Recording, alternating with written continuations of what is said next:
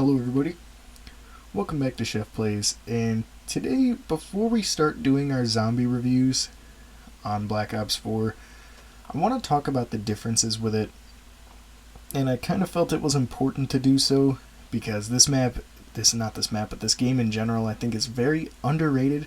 It did a lot of things differently, took a lot of chances, some better than others, but yeah, without further ado, let's get into it.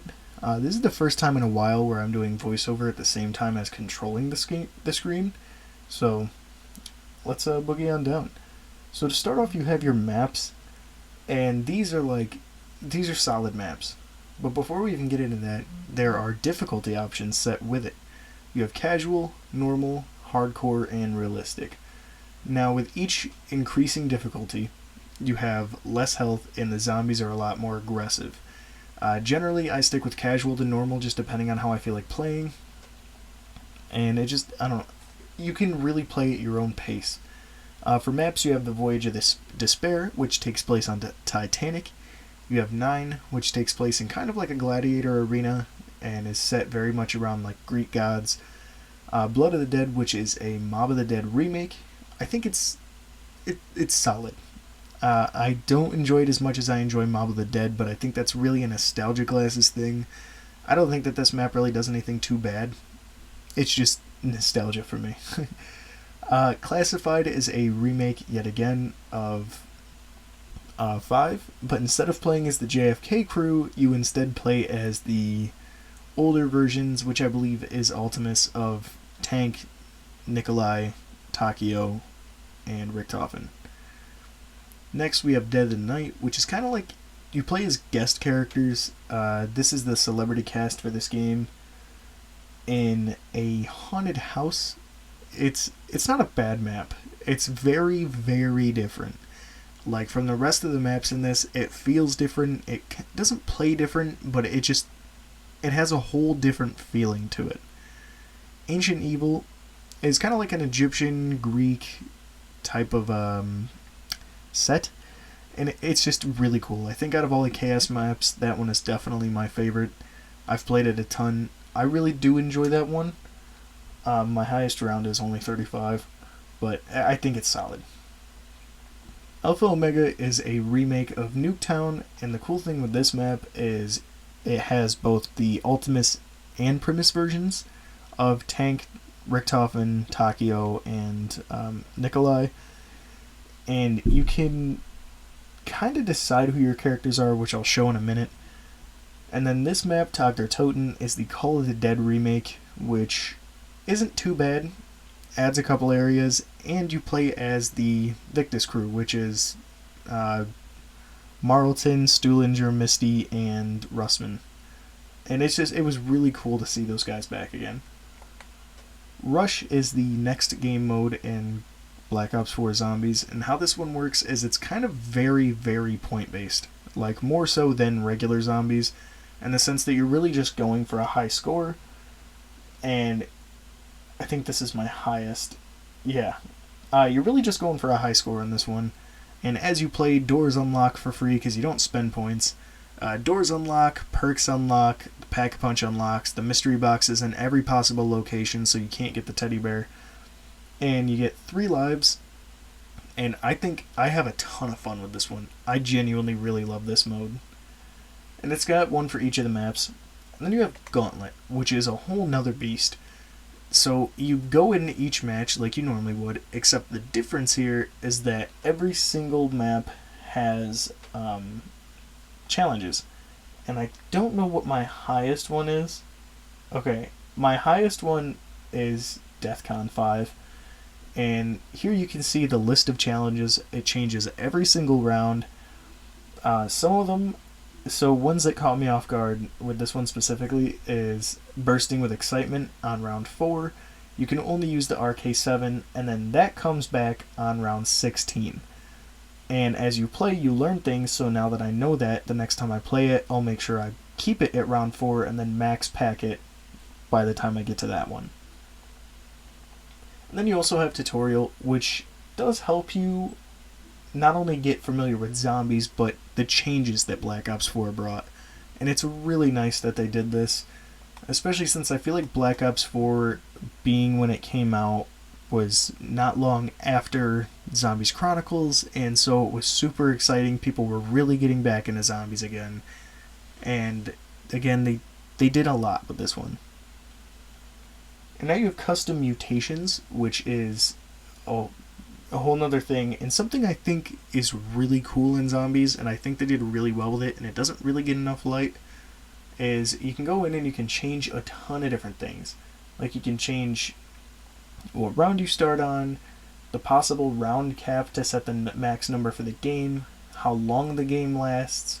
You can show the timer itself for if you do that, a kill cap, which, you know, is more than you think as you're going, special rounds, and then you can do things like the power, the mystery box, perks, pack-a-punch, and like disable a ton of things. You can disable weapons, you can turn on and off certain types of enemies, you can change stuff with yourself even, like the health, how points work, how last stand works, and it doesn't really get talked about. I know it got talked about a little bit when the game first came out, but never really anything past that. And I think a big part of that is you can't earn camos or XP while playing in it. You can only earn Nebulium Plasma, which we will talk about in a minute. And another thing that I just reminded of is when you play custom mutations or even a standard mode, if you're playing by yourself and you really don't want to, you can add bots to play with you. And I think they vary in skill depending on the round and difficulty you're on. But I've played with them a couple times and they're really not terrible. Now, going into each game, you can do Create a Class, which is you get your elixirs, your perks you bring to the map, a specialist weapon, equipment, and a starting weapon.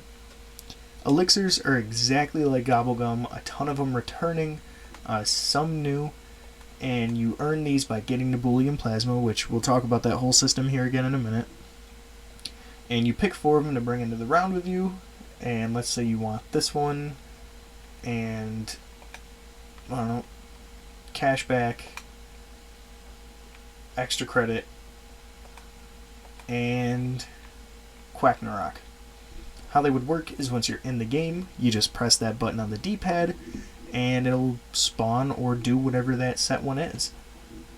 Set perks are, you get to pick between the 18 perks to bring 4 in. There is a way to get more, which I'll go back and talk about in a sec. But you do get all these to pick, and every single perk has a modifier, and what that is you set whatever perk you want the modifier for in your 4th slot, and once you have all 4 perks in game, that modifier will kick in. My go-to is Stamina because you get unlimited full sprint and you can reload while sprinting. And not only that, there's a hidden speed cola, and how that works is once you have all 4 perks, you have speed cola. It's the same as double tap. You get an automatic double tap when you've max packed a weapon, which is 5 times. You pack a punch each weapon once for 5,000, and then 4 more times for 2,500 each, and then it's as powerful as it's going to get. So with these, it kind of lets you play around with and decide how you like your play style. With me, this is what I go with every time. Time Slip, what that does is it reduces the time for Pack-a-Punch and the Mystery Box. Bandolier Bandit gives you extra stock ammo. Stamina Up, as you know, is better sprinting. And Deadshot is the same as it's always been. There's a couple new perks involved, being Depth Perception, where you can see enemies through walls, and there's screen indicators to let you know that there's zombies around. Ethereal Razor, which makes your knifing a lot stronger. Blood Wolf Bite, which when you kill zombies in quick succession, then it spawns a wolf in. Zombshell, which will occasionally make zombies explode when you kill them. We've talked about Bandolier. Victoria's Tortoise, which kind of just makes your shield more durable, really, that's all it does. Stone Cold Stronghold, is when you stand still, it'll emit a ring around you, and when standing in that, you're stronger, like your weapons do more damage. Dying Wish, which is a really nice one, but it's really expensive. It's about 4,000 when it's not the modifier perk. Oh yeah, the 4th perk slot will always cost more than it usually does.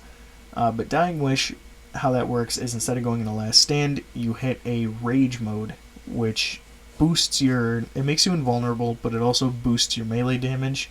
and let you get out of the situation, but then it has a cooldown. It's kind of OP, but I don't like it, again, just because price. Phase Blast, Blaze Phase, where you crouch for a couple seconds and uncrouch and you sprint forward like 40 feet. Winter Whale, which is when you get hit, you emit a ring of frost that freezes enemies.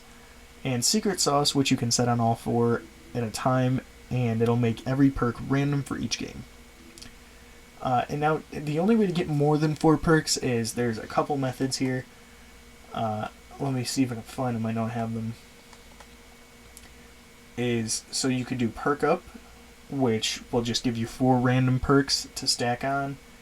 And then Perkaholic, which will give you all your loadout perks immediately, but also 6 random perks.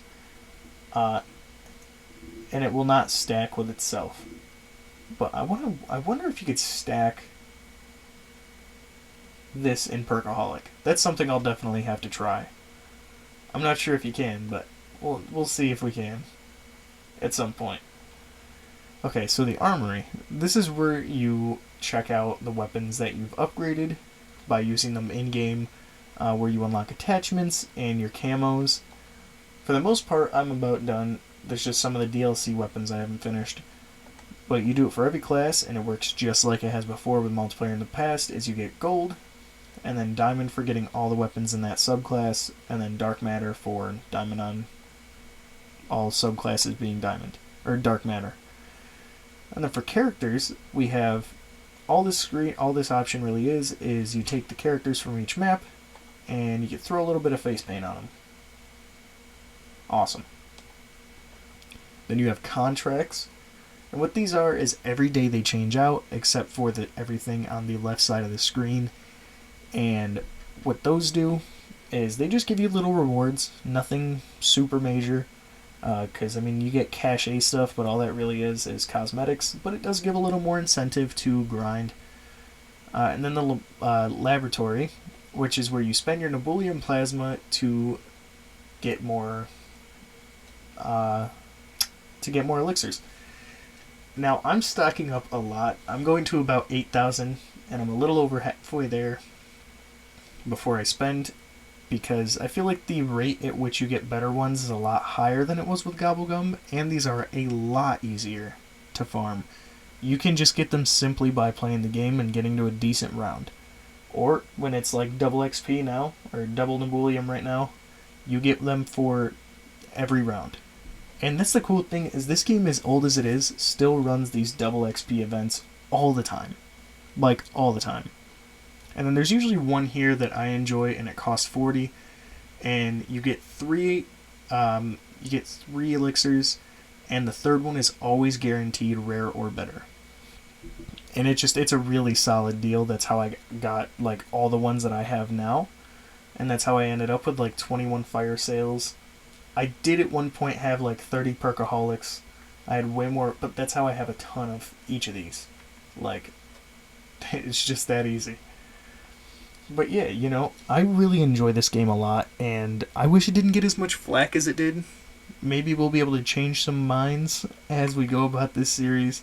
But again, also, if you don't enjoy this game, that's totally fine too. I'm not gonna, poo on anyone just for not liking a game I like. It's totally person to person, but I really do enjoy it, and I've been excited for this series in particular. So, tomorrow we have a Chef News on the 1st of the month, but then we will start with Voyage of Despair the day after that, and I hope you look forward to it. Hope you're having a good day. If you're watching early on, have a good rest of your day, and I'll see you in the next one. Until then, keep surviving. See ya.